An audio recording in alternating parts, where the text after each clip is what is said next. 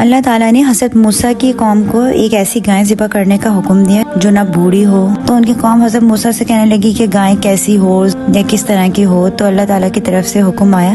کہ زرد رنگ کی ہو، کیونکہ وہ اس میں بہانے تراش رہے تھے۔ پھر پوچھنے لگے کہ اور کچھ اس گائے کے بارے میں بتائیے کہ وہ گائے کیسی ہو، تو حضرت موسیٰ نے فرمایا کہ ایسی گائے جس سے خدمت نہ لی جاتی ہو، جو نہ زمین جوتتی ہو نہ پانی کھینچتی ہو، بالکل سالم اور بے داغ، اور ایسی گائے جسے دیکھ کر دیکھنے والے کا دل خوش ہو جائے۔ تو بہت ہی مشکل سے ان لوگوں نے